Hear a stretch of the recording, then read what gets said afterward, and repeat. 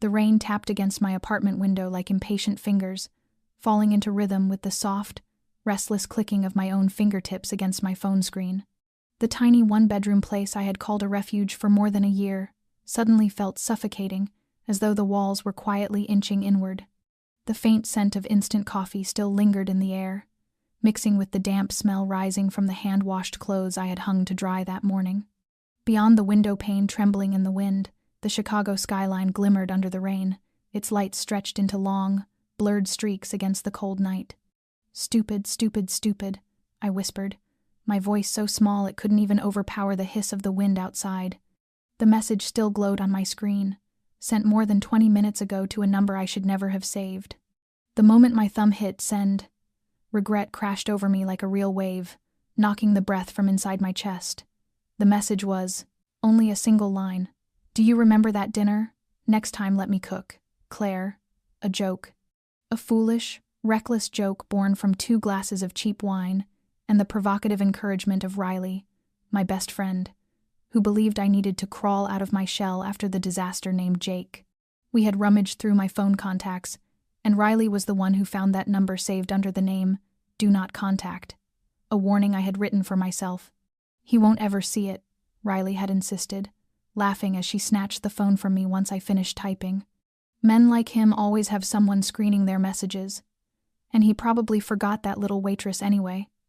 But I had never forgotten him. How could I?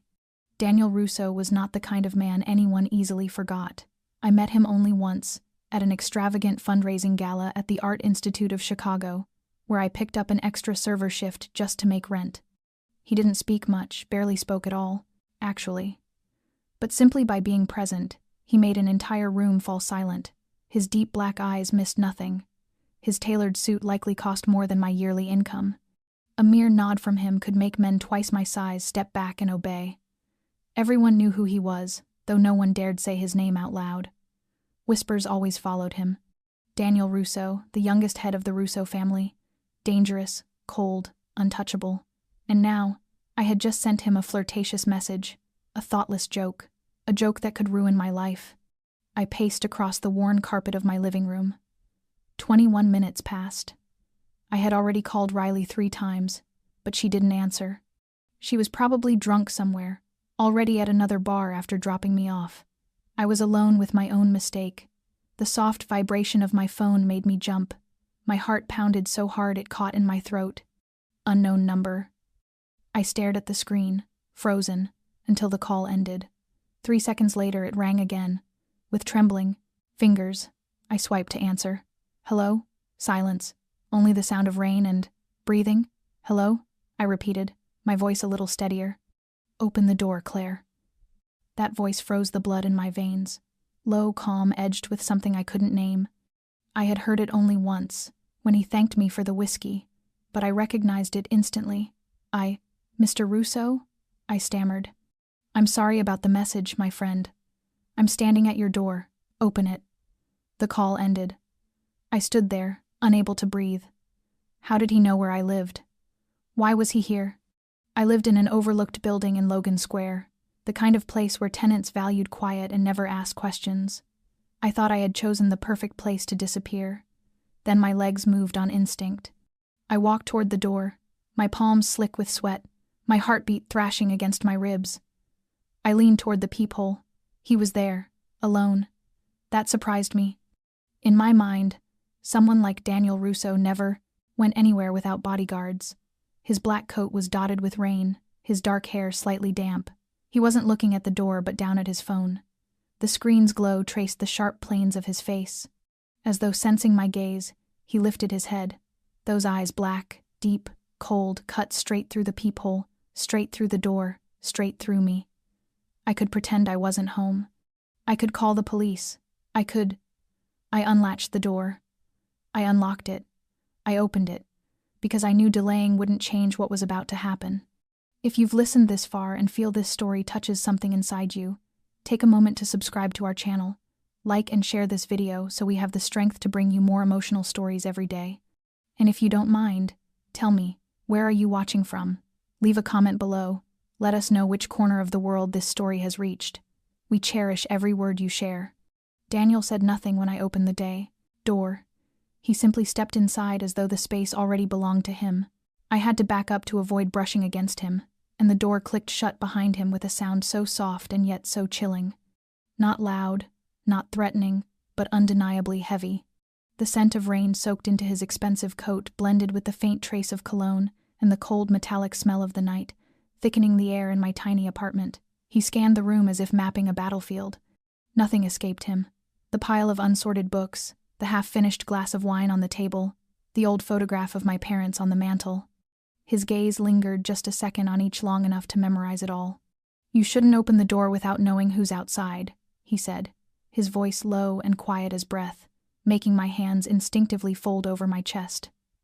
"Especially in this neighborhood." I swallowed. I looked first. I knew it was you.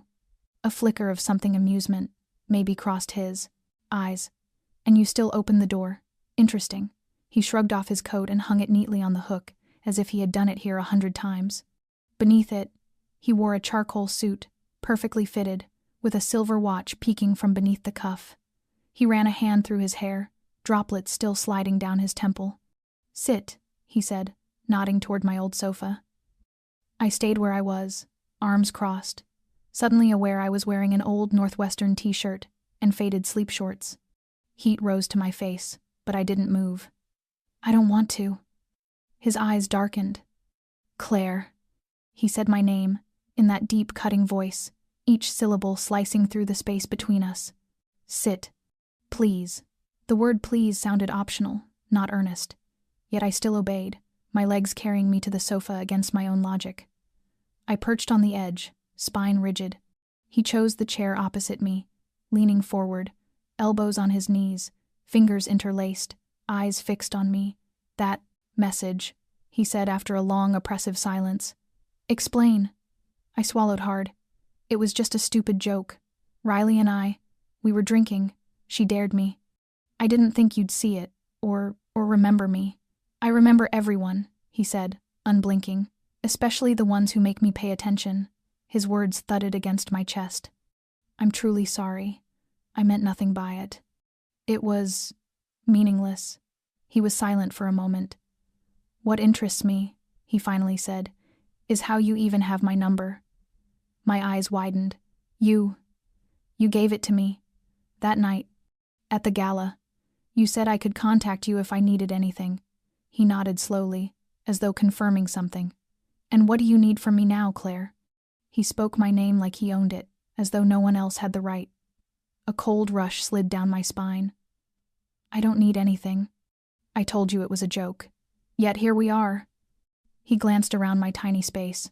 "Do you live alone?" The question tightened every muscle in my body. "That's none of your business." In an instant, the air shifted. He stood, moving so quickly I flinched. One hand braced on the back of the sofa behind me.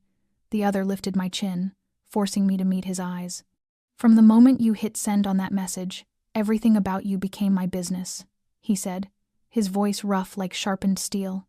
"Do you have any idea what could have happened if someone else saw it? If they traced the number? Found you?" I couldn't breathe. I don't understand." "No," he murmured almost gently. "You don't." He released me and stepped back, pulling his phone from his inner pocket. He tapped a few times, then held the screen toward me. My heart stopped. On the screen was a photo of Riley and me leaving my building earlier tonight. We were laughing, unaware of anyone watching. "My people have been keeping an eye on you since the gala," he said, slipping the Pepetis phone away. "Standard procedure for anyone I give my personal number to. When your message came through, I was in a meeting a few blocks away. I came myself because I needed to understand why." I stared at him, stunned. You were watching me?"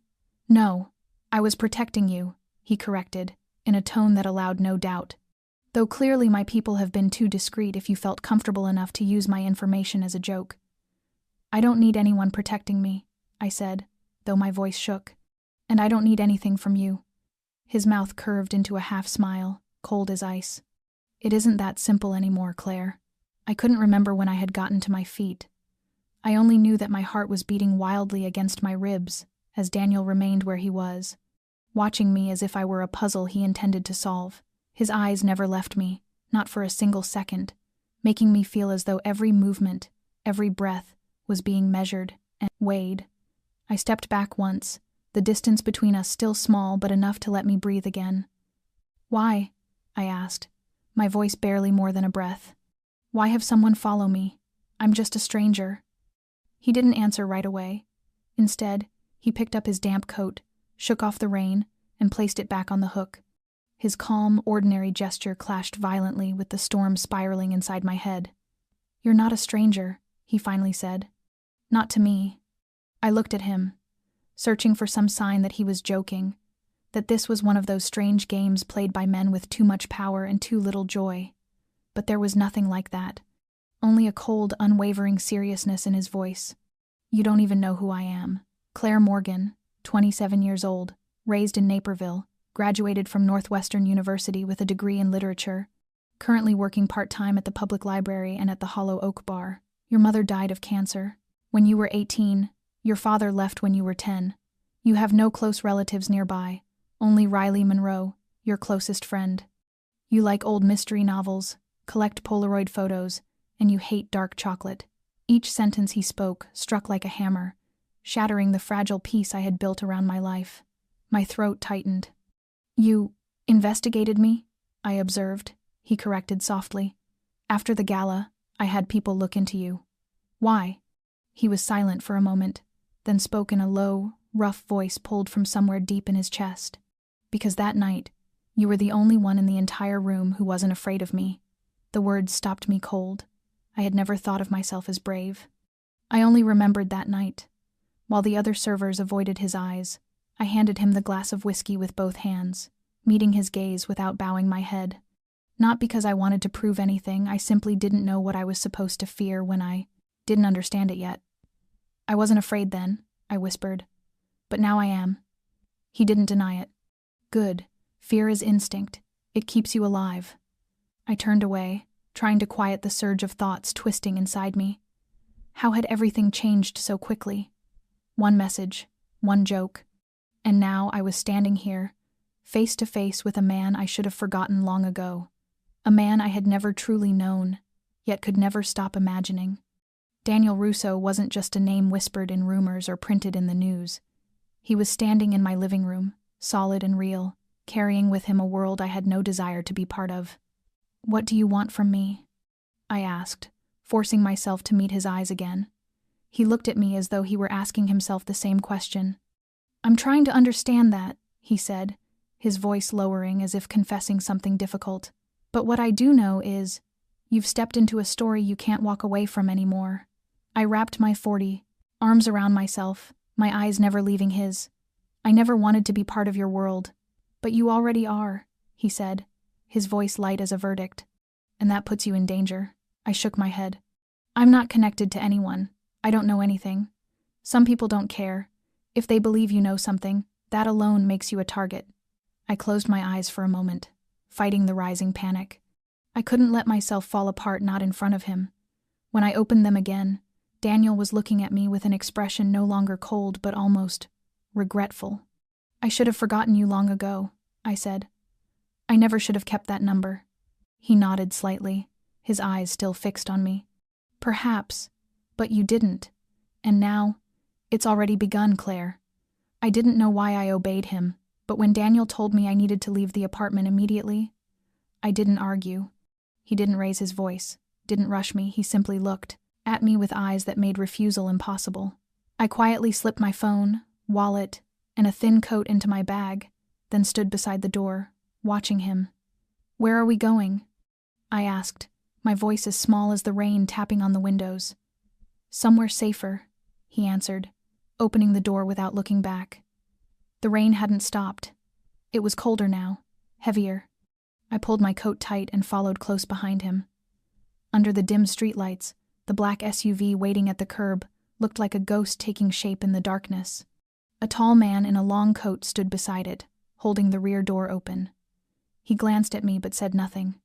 Daniel nodded, and I climbed into the car in silence. The scent of new leather and rain filled the enclosed space. The engine hummed softly, and the SUV pulled away from the curb as if it had never stopped there. Through the window, I watched my apartment shrink behind a curtain of rain, then fade entirely.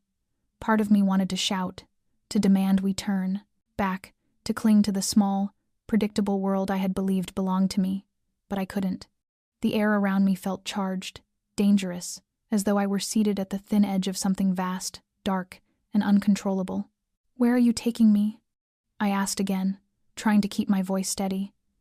"Out of sight from the people watching you," Daniel said, his eyes fixed ahead. "Who are they?" "People who don't hesitate to hurt anyone standing between them and what they want." "And what do they want from me?" His silence stretched, heavy and cold, an answer more frightening than words. "I don't know," he said at last, "but they believe you have something you shouldn't have." I turned toward him. "I don't even understand what I've been dragged into. I have nothing to do with you. I'm not involved with anyone." "Exactly," he said quietly. "That's why you're the perfect target. No one pays attention to you. No one thinks you matter. They believe you could disappear without leaving a trace." His words chilled me to the bone. I looked out the window again, watching the city lights thin into darkness. We were leaving the familiar neighborhoods behind, driving into the quiet outskirts lined with sparse trees and pale street lamps. "Can I call Riley?" I asked, my voice trembling. "I need her to know I'm okay." Daniel turned to me, and for the first time, his gaze softened. "Call her if you want. But don't tell her where you are." I nodded, pulling out my phone. Riley answered on the first ring, her voice sharp with panic. "Claire? God, where are you? I've texted you a dozen times."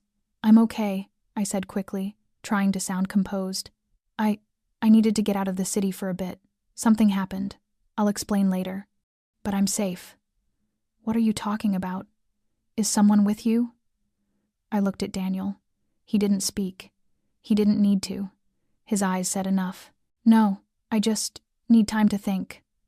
I'll call you when I can. Please don't worry." I hung up before she could press further. Guilt rose in me like a tide, the sickening feeling of abandoning the one person I truly trusted. Daniel leaned back, closing his eyes as if weighing something heavy. I noticed his hand resting on his thigh, the tendons tense beneath his skin. Outside, the rain slowed, the wipers brushing rhythmically like a countdown to something still approaching. I turned toward him, finding my voice. "What are you going to do with me?" He opened his eyes, and the darkness in them reflected the blurred streetlights. "I'm going to keep you safe, Claire. Believe it or not, that's the only thing I'm certain of right now." The drive stretched on for more than an hour, through empty roads and sleeping towns tucked beneath the thick veil of rain. As the city faded behind us, I felt myself slipping out of reality, as though I had stepped through an invisible door into a different world, one where familiar rules no longer applied. Daniel didn't speak again, and I didn't break the silence. I needed the quiet to breathe, to stitch together the scattered pieces of memory, to understand how a foolish message had thrust me into this spiraling danger. When the SUV finally stopped, it was in front of a 2-story wooden house, hidden among tall pines beside a still, dark lake that mirrored the night sky. The house wasn't grand, but it had an air of solidity and secrecy, as though it had been built to exist without being found. Daniel stepped out before I could ask anything, motioning for me to follow. My sneakers sank into the damp earth, quickly soaking through. The air smelled of pine bark and wild grass, crisp and clean in a way Chicago never was. He unlocked the door with an old metal key, not a security system, not a keypad, just a simple traditional lock. I followed him inside. The house was quiet and warm, with a stone fireplace glowing, gently, casting soft amber light across the wooden floor. Nothing lavish, just a few chairs, a bookshelf, a thin rug, and a porcelain tea set sitting neatly on the table. "This place has belonged to my family for years," Daniel said, removing his coat and hanging it up. "No one but me knows you're here." I stood still, not taking off my coat, feeling like a misplaced object in a space that was never meant for me. "Why bring me here?" He poured 2 glasses of water and handed one to me. "Because I need you safe while we talk, and you need to understand a few truths." I accepted the glass, my fingers so cold I needed both hands to hold it. Daniel sat across from me, studying me for a long moment before speaking. "There's a reason you were being followed, not just because of the message you sent, but because the night you worked that gala, something happened you didn't realize." I frowned. What do you mean? A storage device, a USB drive, went missing that night. It contains critical information on underground networks, bank accounts, transaction histories, contact lists. Something that could burn an entire organization to ashes if it fell into the wrong hands. I don't know anything about a USB, I said. No, you don't. But you accidentally picked it up. My breath caught. That's impossible. You were spilled on, remember? Someone dropped champagne on your dress. You were taken to the staff lounge where they kept their bags and coats. While you were drying off, you picked something up from under the sofa and slipped it into your bag without realizing it. I searched my memory desperately. Yes, I had been soaked. Yes, I'd sat in a small room with a handheld dryer trying to salvage my dress. Yes, I had picked up something small and black from the floor, assuming it had fallen off the dryer. I had thrown it away, or at least I thought I had, Daniel continued. My people traced the signal it gave off. Before it went dark, the last location was your home. I felt the blood drain from my face. I don't know anything, I repeated, almost pleading. I swear. I believe you, Daniel said, his voice gentler now. But others don't, and they think you still have it. They won't stop until they're certain. I set the glass down with trembling fingers, looking at him. What am I supposed to do? For now, stay here. Let me handle it. Handle it how? He looked at me for a long time before answering. I'll start by making sure you don't disappear in the night without anyone remembering the name Claire Morgan. I sat there for a long time after Daniel left the room, my mind blank, my palms ice cold. The firelight flickered against the wooden walls, throwing shifting shadows that looked almost like footsteps behind me. But no one was there, only me, the light rain over the lake, and memories slowly rising from a dark corner I hadn't realized still existed. I closed my eyes, took a long breath, and forced my thoughts back to that night. The charity gala. The gleaming lights, the soft swell of orchestral music, the mingled scents of expensive perfume, wine, and polished leather. I remembered standing at the edge of the room, holding a tray of drinks, my feet aching in cheap heels. A man brushed past me, careless, knocking a glass of wine across my dress. I remembered the cold wetness spreading through the fabric, the half-hearted apology in his eyes, and then a manager pulling me down a hallway to clean up. The small, narrow room, the dim lighting. I dug through my purse for tissues, lifted my dress slightly to wipe it off, and then the image came back with startling clarity, as though it had happened only hours ago. I saw a small black object beneath the sofa, as long as my little finger, with a sliding cap. I picked it up on instinct, thinking it was a piece that had fallen off the old handheld dryer the staff usually used. I remembered slipping it into the pocket of my coat, while my hands were still full of tissues, then never thinking about it again. I hadn't thrown it away. I hadn't given it to anyone. When I got home, I had tossed the coat over the chair, and the next morning, when I did laundry, I hadn't checked the pockets. It could still have been in there. I shot upright, my heart pounding against my ribs. I remembered that coat clearly gray, thick, slightly itchy at the collar. I had dropped it off at a donation bin about a week ago. No. I stumbled toward my backpack, frantically searching for my phone. If there was any clue about where I sent that coat, it would be in the email receipt from the drop-off station. My fingers trembled as I searched through my inbox. 3 weeks ago, I had delivered the donation bag to a local collection point, and it had been transferred to a distribution center on the south side of Chicago. I stared at the name of the facility, my head spinning. The USB might still be there, or maybe not. But at least now I knew my memory hadn't lied to me. Daniel stepped into the room just as I was scribbling the center's address onto a scrap of paper. He watched me with a probing expression. What is it? I held the paper out to him. I think I know where the USB is. He crossed the room quickly, taking the note, his eyes narrowing as he read it. You're sure? I can't promise, but I remember now. I picked it up. I thought it was just a piece of plastic, and I left it in my coat and donated it. Daniel nodded slowly. Good. Very good. The first step to cleaning up a mess is knowing where you stand inside it. I looked at him, my voice dropping. What if someone else gets to that center before we do? Then we'll know. And if someone has, at least now I'm certain of one thing. What? Daniel looked at me, his eyes no longer cold, but so serious my heart seemed to sink inside my chest. That you're no longer outside this story. You're in the middle of it, and you need me. I didn't sleep the entire night. Every time I closed my eyes, the image of that small black USB haunted me like a ghost. The next morning, the sky was still gray, heavy clouds sagging low over the lake, making the world outside the cabin feel colder, lonelier. I sat by the window, staring at the thin ribbon of mist gliding across the water, my thoughts weighed down by questions with no answers. Daniel had gone out early, saying he needed to arrange for someone to check the distribution center where I'd sent my clothes. He left me alone in the cabin with strict instructions: don't open the door, don't use the Wi-Fi, don't answer unknown numbers.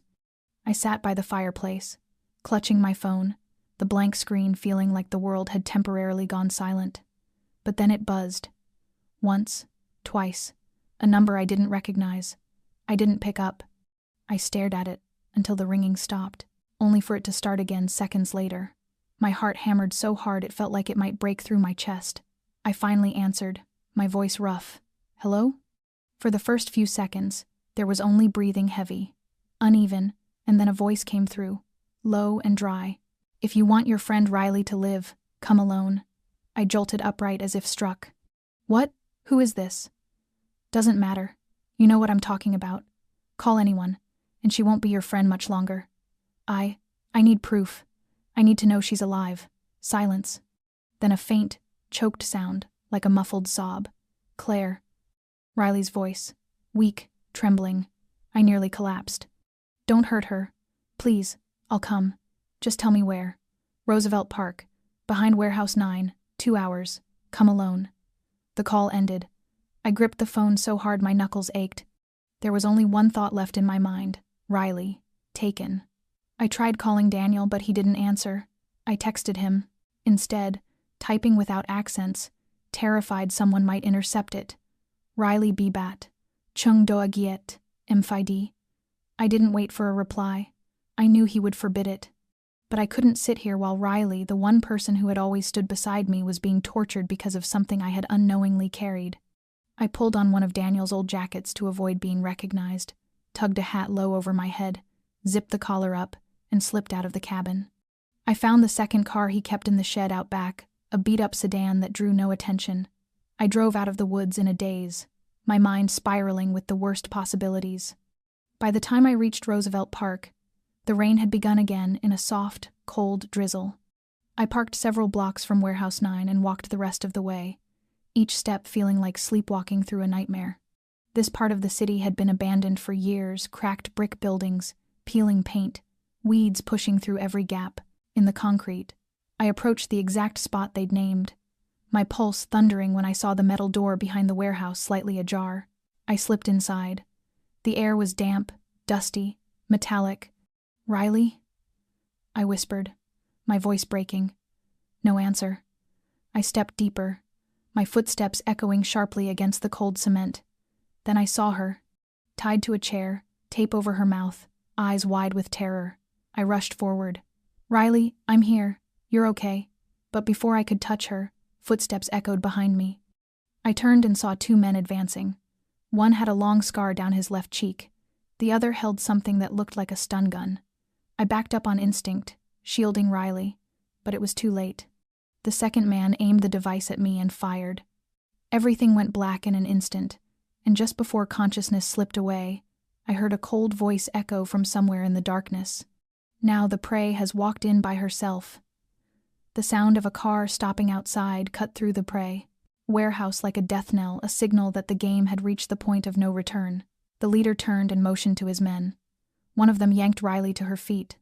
The other dragged my chair to the center of the room, tightened the restraints on my wrists until fire licked up my arms, then fixed my ankles to the floor with another set of ties. The leader leaned in close, his breath cold against my ear, his voice a rusted blade tracing down my spine. Sit still, keep your eyes open. Watch how he reacts when he sees you're the bait. He stepped back just as the rear door burst open. Daniel stood in the doorway, drenched from the rain, his coat plastered to his shoulders. His gaze darkened instantly, taking in the ropes around my wrists. Riley trembling in the corner, and the 3 men circling like hyenas around a carcass. He didn't say a word. He simply walked in, slow and deliberate. Each step controlled a predator moving through enemy territory. The leader lifted his hand in a gesture halfway between greeting and mockery. "Russo." Finally, Daniel stopped. His eyes flicked to me, then locked on the man in front of him. "I'm here. Now let them go." The man chuckled and pulled a USB from his pocket, holding it up like a trophy. "Your presence was the first condition, but we both know you didn't come here just to negotiate." Daniel didn't flinch. His voice dropped to a low, precise growl. "If you touch a single hair on their heads, I'll make sure you don't have enough bones left to bury." The entire room froze. For a split second, just one heartbeat, I saw something shift in the leader's face. Something close to uncertainty. Then he nodded. Every man in the room drew a gun. Daniel slowly lifted his hands, then lowered himself to his knees in the center of the floor. "I didn't bring anyone. I didn't bring weapons. Now let them go." The man burst into a laugh. "You think it's that simple? I want what's inside the girl's head, and I want you to watch how I carve it out." I screamed. "No, please. I don't know anything." Daniel turned toward me, and the look in his eyes was enough to silence the room, a look that could burn everything to ashes. "No one is touching you." When the leader motioned for the gunman to move toward me, everything happened at once. Daniel twisted, grabbed a metal rod from under a nearby table, and hurled it straight into the chest of the man standing closest to me. Blood splattered across the ceiling. In the chaos, Riley slammed her head backward into the face of the man holding her, knocking both of them to the ground. I was dragged off my chair but managed to roll out of reach. Gunshots erupted. Sparks lit the darkness. A cacophony of shouts, footsteps, and ragged breathing filled the air. Daniel lunged toward me, slicing through the ties with a knife he'd ripped from someone's belt. He grabbed my hand, hauling me up. His voice was a single word, sharp, absolute. "Run." I looked around. Riley was already fighting her way free of the last restraint, blood trickling down her forehead, but she still nodded, signaling she was okay. We bolted through the back door into the cold rain, our feet skidding on the slick concrete. Daniel shoved us into an SUV waiting outside, the engine running, headlights glowing through the storm. "Keep your heads down," he ordered. I ducked just as a bullet shattered the rear window, slamming into the doorframe. Daniel jumped into the driver's seat and floored the gas. The SUV fishtailed before gripping the road and surging forward, leaving behind a chorus of angry shouts and the distant wail of sirens. 10 minutes later, after crossing out of the industrial district and turning onto a narrow dirt road leading into the woods, Daniel finally stopped and let out a rough breath. Riley and I clung to each other, both shaking uncontrollably. Daniel looked at us through the rearview mirror. "We can't go back to the city. They'll find you." My voice cracked. "Then where?" "Cabin in the woods," he said. "Off-grid. No one will track us there." Riley glanced at me, her expression asking a question she didn't dare say aloud. "Are you sure? Are you really willing to disappear into this?" But I already knew my answer. The past I never knew I carried was pulling me under like a cold, hidden current.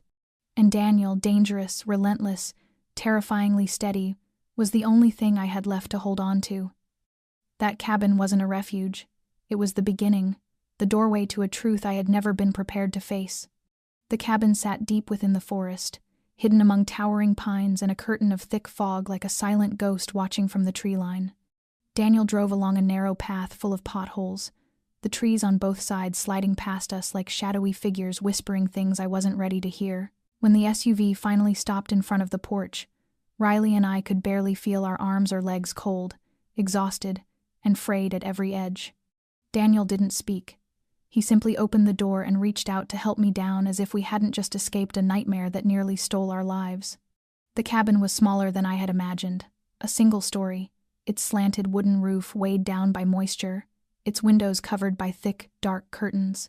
Inside, the smell of damp timber and old ash wrapped around me like a heavy, invisible blanket, comforting and suffocating all at once. Riley collapsed onto the sofa, her head resting against the armrest, eyes closed but far from asleep. I was still trembling when Daniel placed a dry towel over my shoulders and quietly coaxed the fireplace to life. The flames rose slowly, fragile at first, then stronger, casting a pool of warm light into a room surrounded by waiting shadows.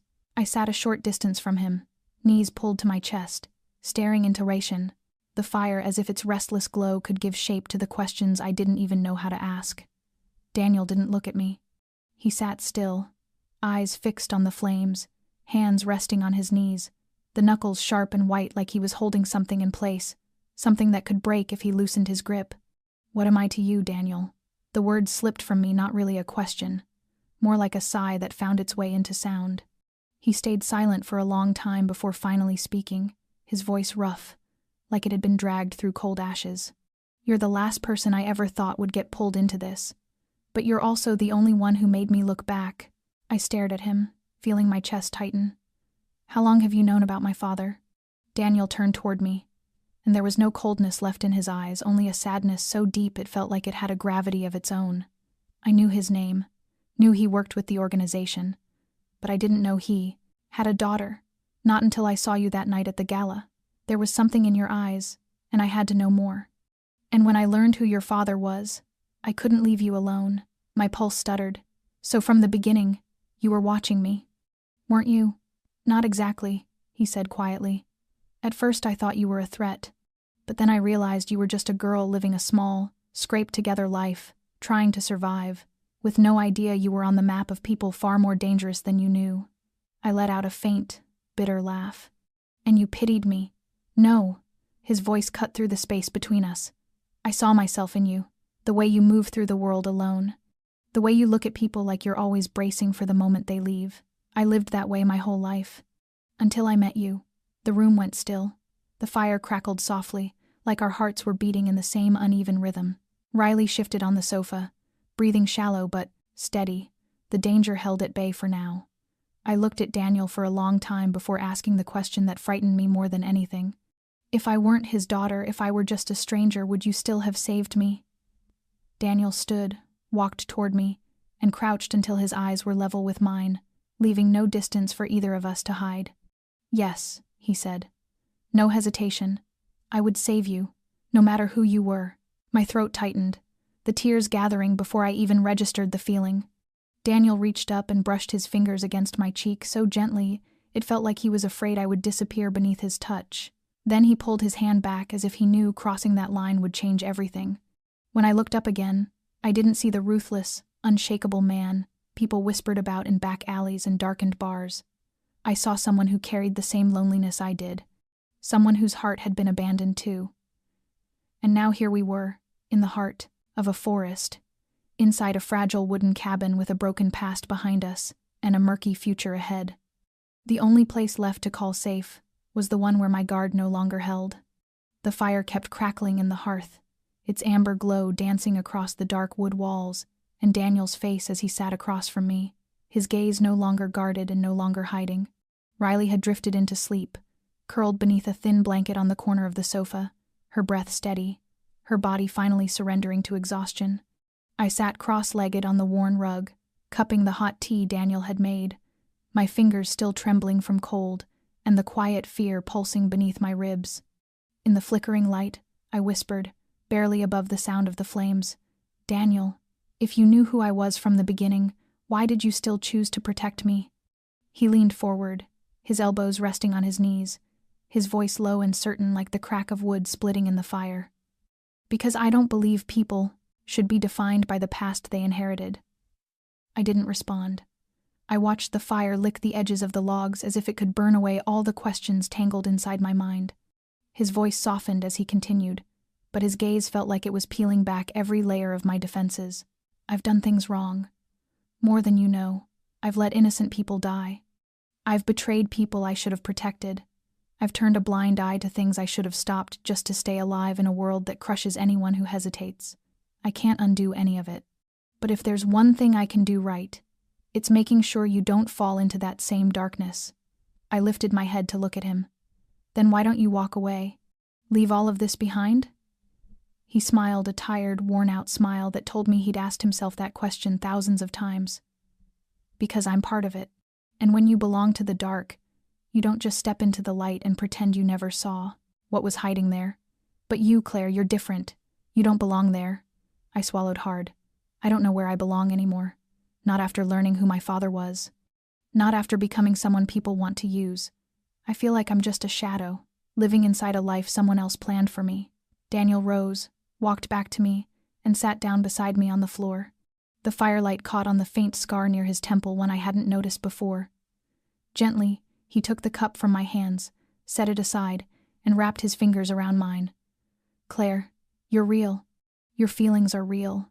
Every choice you make, whether it's right or wrong, belongs to you. Don't let your father's past or mine convince you otherwise. You're not a shadow.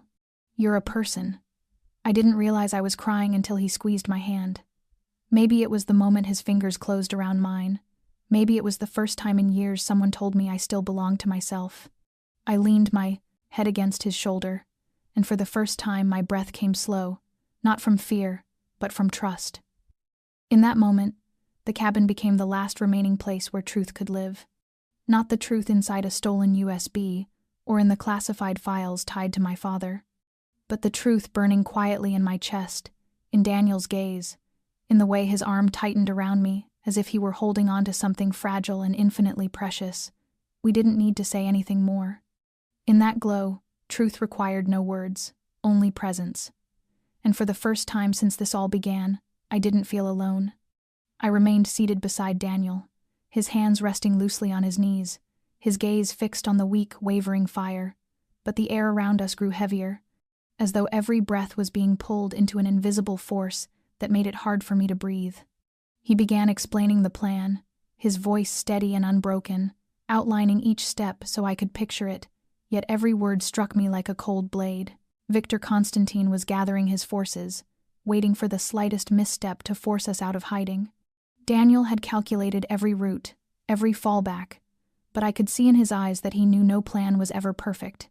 Each step carried its own hidden risks. I listened as my heart twisted tighter. If anything went wrong, even by the smallest margin, Riley or I would pay with our lives. He described his team, how they would watch every exit, guard the rear, lay traps for anyone bold enough to approach. But when I asked about the other watchers, the invisible traps no one had detected yet, he simply shrugged, his expression shadowed. No one knew how they would move. And if anything happened, there was no guarantee of absolute safety. I couldn't respond. Daniel looked at me then, his face so serious it froze me in place.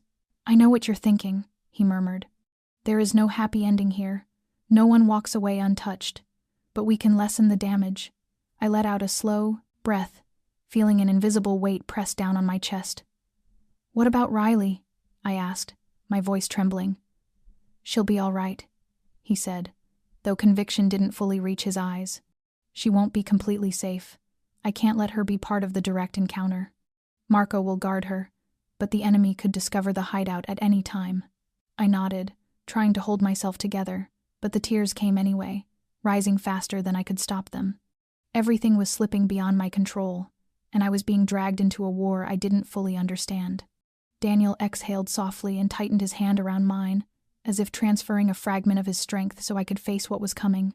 "From here on," he said gently, "every decision must come from trust, not logic. Logic won't save us now," he went on, describing the route to the abandoned warehouse one Victor had used before, a place chosen for the exchange. In theory, it was neutral ground, but Victor was never simple. And Daniel wasn't naive enough to underestimate him. Each word painted pictures in my mind, shadowed corridors, blind corners hiding unseen dangers, and me as bait forced to appear, to act as if I had a choice when I was nothing more than a piece on someone else's board. Daniel explained I would wear a bulletproof vest and stay inside the car, watch everything but not step out, just enough visibility to keep the enemy from growing suspicious. Fear constricted my chest, each heartbeat like a warning that even the smallest mistake could cost a life. He emphasized that Victor would anticipate every predictable tactic, every standard trap, but Daniel had one unexpected move. Someone planted deep inside Victor's organization, for years had finally resurfaced, offering a sliver of advantage, our only real chance to flip the board. I listened, torn between a fragile sense of reassurance and an undercurrent of dread. Everything was calculated, and yet nothing was guaranteed. I sat still as tears streamed down my cheeks, while Daniel outlined each detail: approach routes, positioning of his men, timing of the contact, how to handle any unexpected intruders. I realized there would be no perfect ending, but at least there was a slim chance to survive, a chance that was fragile, but it was all we had. And in that quiet space by the fire, I looked at Daniel and saw more than a protector. I saw the only person strong enough to lead us through a storm wrapped in violence and shadows. I drew a deep breath, feeling the warmth of his hand anchoring me, and told myself that even without a good ending, we had no choice but to move forward. I stood in front of the small mirror in the bedroom of the cabin, the dim lamplight reflecting my tired, strained face, every detail laid bare. From the faint scar near my temple to the red swelling around my eyes from sleeplessness and fear. Daniel stood beside me, silent, lifting the bulletproof vest and placing it before Elibis, me as if handing me an invisible shield. I stared at it, heavy and rigid, realizing that once I wore it, I wasn't just protecting my body, I was stepping into a world I had never touched before. A world where every step and every decision might be one's last. The smell of new rubber and cold metal rose as I lifted it, my pulse racing as my mind conjured the possibilities ahead. Daniel leaned down, adjusting the straps on my shoulders with careful precision, his touch steady, deliberate, as if preparing a soldier for battle. In his eyes I saw complete focus, no fear, no hesitation. "You won't be hurt if we follow the plan," he said, enunciating each word, though we both knew nothing was absolute. I inhaled deeply, trying to absorb calm into my bones, even as tremors rippled through me. When I stepped out, Riley was sitting on the sofa, watching me with eyes filled with worry and something like pride. I forced a small smile, hoping it reassured her even though I wasn't sure I would ever be whole after tonight. Daniel led us to the SUV, his movements slow but commanding, his hand pressing lightly against my shoulder as if to remind me I wasn't alone. We plunged into the dense forest rain, cold droplets slashing against the windows, but I felt shielded, armed physically and mentally to face whatever waited ahead. On the road, Daniel explained how I should stay still in the car, how to brace myself when the road grew rough, when to duck, when to observe through the rearview mirror. Every detail came like a survival map, and I repeated each point silently, forcing myself to absorb them. The vest felt heavy, almost crushing against my ribs, yet it brought a strange sense of protection. Daniel placed his hand on mine once more, squeezing gently. "Remember," he said softly, "no one will touch you as long as I'm here." I nodded, my heartbeat still wild but fear slowly giving way to determination. We approached the road leading to the warehouse, the place Victor would be waiting. Daniel slowed the car, scanning the tree line, the shadows, every possible hiding place. Riley sat quietly in the back, arms wrapped around her knees, her eyes fixed on Daniel as if anchoring herself to his steadiness. A shiver crawled down my spine as I realized that once we stepped out of the SUV, nothing would be the same. We would no longer be ordinary people. We would be participants in a dangerous dance where one mistake could destroy us. Daniel turned to me, his gaze firm and layered with unspoken meaning. "Stay here. Watch.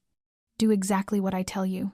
No hesitation. No fear." I drew in a deep breath, feeling the vest pressed tightly around me like armor, not just shielding me, but awakening something fierce inside me. When we stepped out of the SUV, the darkness of the forest wrapped around us, but I no longer trembled. I moved with purpose, Riley close behind, and Daniel ahead of us, his eyes scanning every shadow, ready for whatever storm awaited. And I knew that tonight, none of us would emerge unchanged, but we were stepping into the battle armed, prepared, and with a resolve forged from everything we'd endured. The SUV turned down the dirt road leading to the old warehouse district where Victor had been waiting, the darkness pressing in from every direction, the damp air thick with the smell of engine oil and rotting wood, making my heartbeat hammer so violently it felt as if it might escape my chest. Daniel studied every footstep, every shifting shadow beneath the trees, mapping out cover points and potential threats before finally stopping the car, his sharp gaze sweeping over every corner like a predator measuring its territory.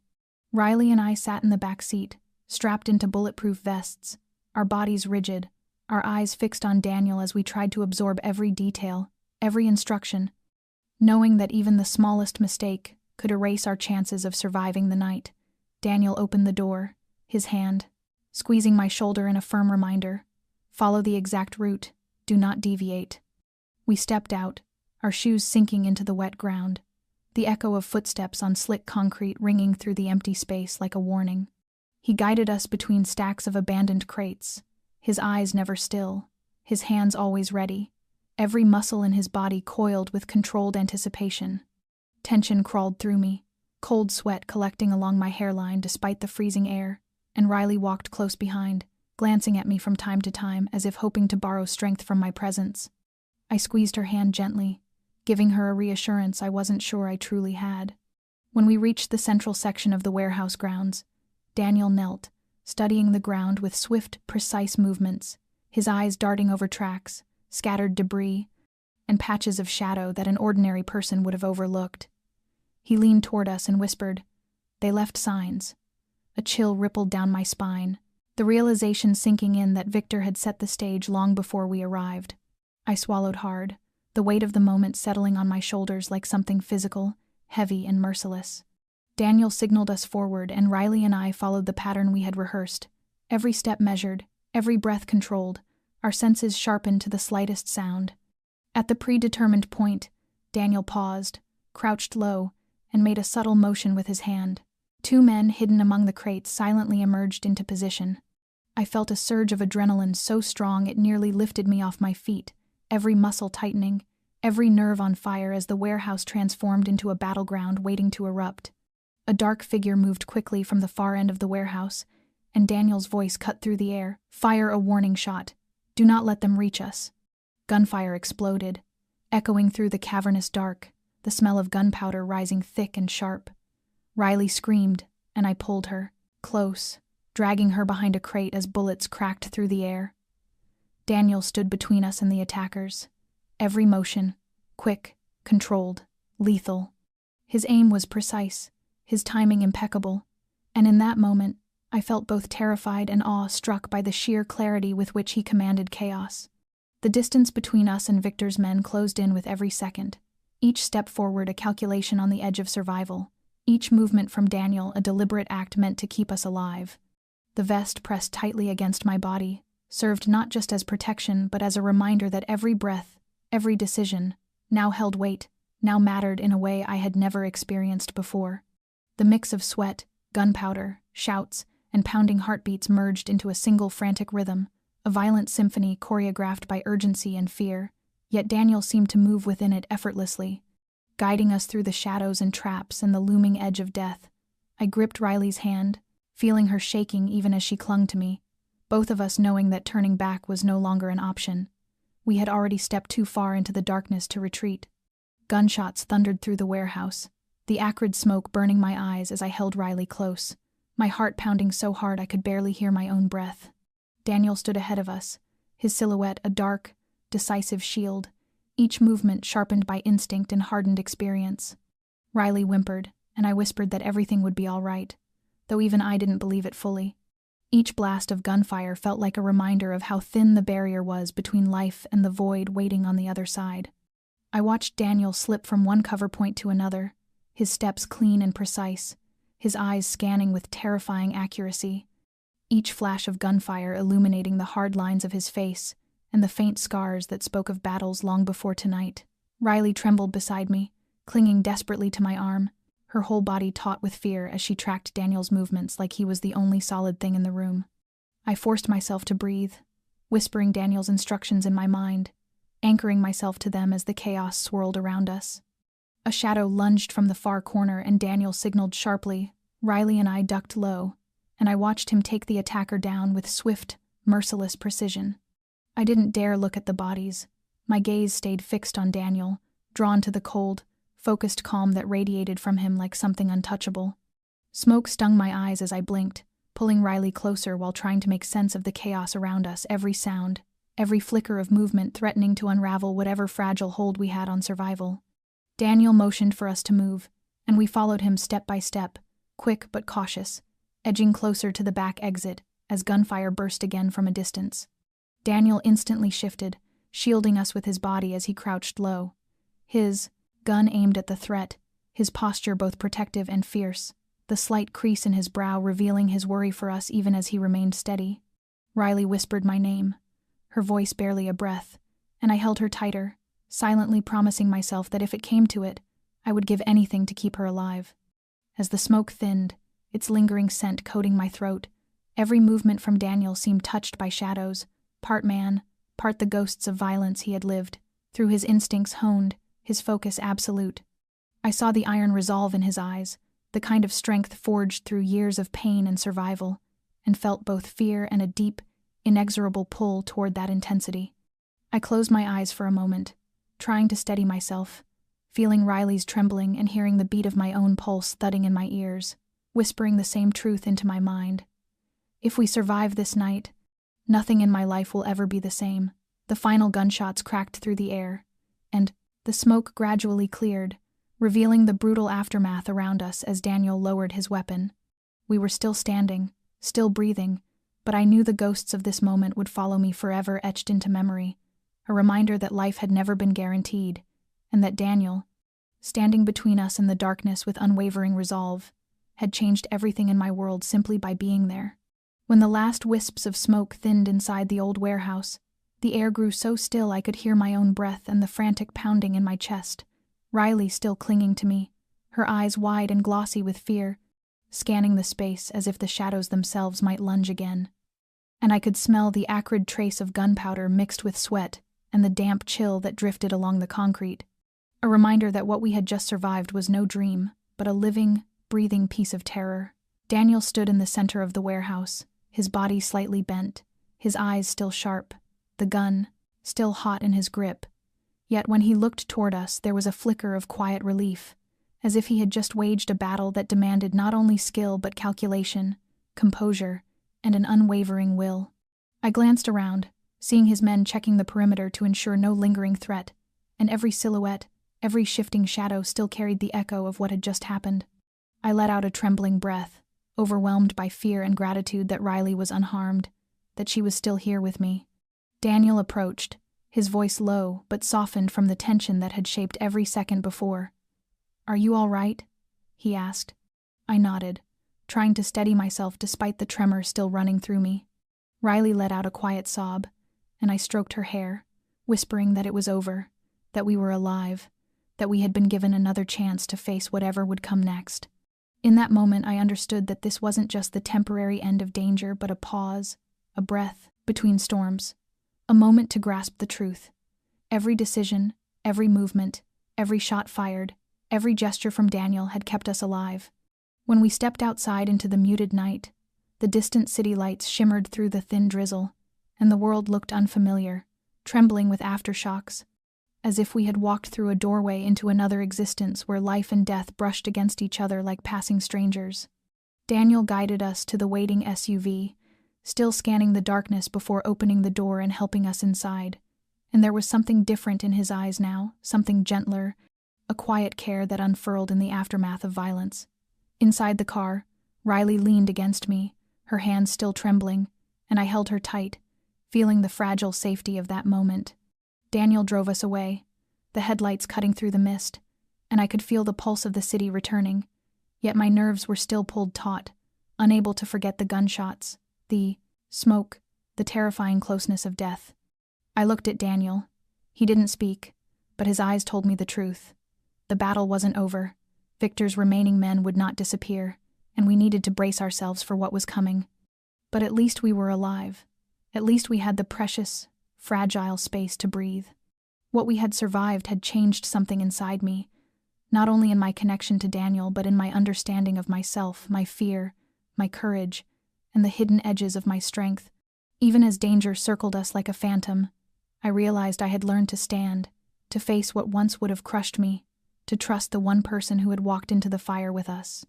As the car sped down the empty road, Riley drifted asleep on my shoulder, and I felt Daniel's hand reach over to gently clasp mine, a quiet reminder that we were still here, still alive, and that whatever lay ahead might be ruthless. But nothing could take away the survival we had just earned through sweat, fear, and the fierce resolve he had poured into every second. I exhaled slowly, watching the flickering streetlights through the window, knowing we had outrun one nightmare, but the darkness was not gone, not yet, and something deep inside me had shifted permanently. The night etched into memory as proof of how fragile life could be and how fierce it could become when held in trembling, determined hands. The SUV turned off the dirt road as the faint glow of the city receded. Riley still pressed against me with her eyes shut, and her body trembling from what she had endured, and I felt Daniel's hand tighten around mine, grounding me amid the storm still reverberating inside. He stared ahead, his voice steady and low. "You need to know nothing can touch you while I'm here." His words soothed and warned in the same breath, and I swallowed my fear, forcing myself to listen, to brace for whatever he would say next. When we arrived at the temporary safe house, a sleek, modern building, tucked discreetly into the landscape, Daniel led us inside, checking every angle before unlocking the door, his gaze sweeping the corners with the precision of someone who understood danger more intimately than anyone I'd ever known. He guided us to the living room, told us to sit, and stayed standing with his attention fixed on us, his voice firm. "I'm going to tell you everything, but you need to listen carefully. Every word matters." I nodded, my heart thudding as if trying to match the cadence of his breath. Realizing that nothing about life as I had known it remained, Daniel began to unravel the truth. Victor's scheme, the threat closing in on Riley and me, the information hidden on the thumb drive I had stumbled upon, and each detail was delivered with chilling precision. I listened, entranced and frightened, the layers of the conspiracy widening with every sentence, the reality settling over me that the life I once knew was out of reach forever. Riley listened too, tense and wide-eyed, as if every muscle in her body was coiled for impact. I understood then that we had stepped into Daniel's world, a place where every decision was strategy, every movement survival, every breath measured. He continued, explaining the plan to exchange a counterfeit thumb drive, how his men would control each angle, how he had predicted Victor's every possible move, and yet kept a sliver of unpredictability hidden to counter any foresight Victor might have.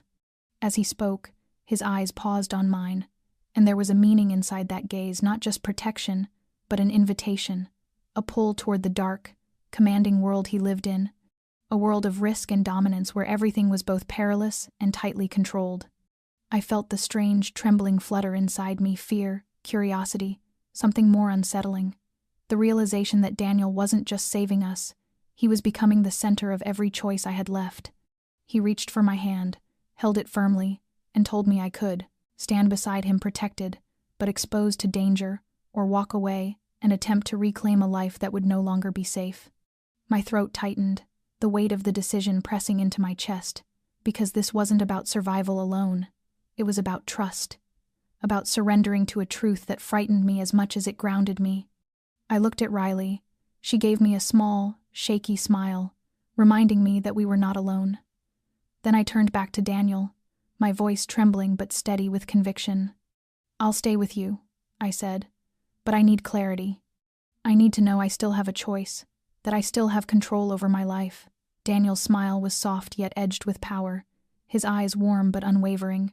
He nodded, an unspoken vow settling between us like a promise sealed in quiet fire, and I felt the shift inside me, the beginning of a path neither safe nor simple, but one we would face together, under Daniel's unbreakable protection and the fragile, fierce courage that survival had carved into us tonight. The morning light streamed softly through the wide windows of the safe house, falling across Riley as she slept beside me, her face still carrying the faint exhaustion of a night carved out of chaos. And I sat close by, sipping warm coffee, listening to the rhythm of her breathing, realizing that everything we had just endured wasn't merely a chain of dangerous events, but a precious lesson in the value of life, in courage, and in the fragile but powerful trust we place in one another. What began as a mischievous message, a reckless step, had opened a path threaded with fear and resolve, teaching me that sometimes in life we cannot predict the outcome. Yet it is our bravery in facing the consequences, our clarity of mind, and our connection to those around us that become the strength guiding us through any storm. Daniel, with all his power and the danger that shadowed him, had chosen to protect us, chosen to lead us through the threat, and I learned that kindness and protection are not merely about physical strength or resources. They are commitments, responsibilities, a humanity that survives even in a world seemingly ruled by violence and self-interest. Looking at Riley, I understood how fortunate we were, but also that our survival was not a matter of luck alone. It was the result of caution, courage, and the willingness to make the right choices in the very moments when fear tries to swallow us whole. Everything I experienced taught me to treasure every breath of peace, to cherish safety my own and that of those I love, and reminded me that life is rarely perfect, rarely fair. But what truly defines us is how we stand in the face of it, how we hold on to compassion and bravery when the world feels unforgiving. I realize that some stories in life aren't only meant to be told, but to be learned from, reshaped, remembered, so that when we look back, we can see the strength that lived inside us, the meaning of friendship, humanity, and sacrifice. The truth that even in our most dangerous hours, we still have the power to choose right, to choose goodness, and to choose to live with responsibility. If this story touches your heart, as it has touched mine, share your thoughts in the comments below. Tell us what you might have done in her place, which feelings resonated most with you, and what lessons you carry into your own life. Don't forget to subscribe to our channel so you never miss the next emotional, meaningful story. And please like and share this video so that more people can feel, learn, and reflect on the humanity woven into experiences that may unfold on a screen, but echo deeply within real life. The story of Claire, Riley, and Daniel ends here, but the message of courage, responsibility, and mutual care continues to linger in each of us, reminding us that some stories are rewritten, not just for entertainment, but to help us see ourselves more clearly, appreciate the present, and face the future with open eyes. Thank you for listening, sharing, and walking with us through this journey of emotion, and we look forward to seeing you in the next video with new stories, new trials, and even deeper lessons drawn from life.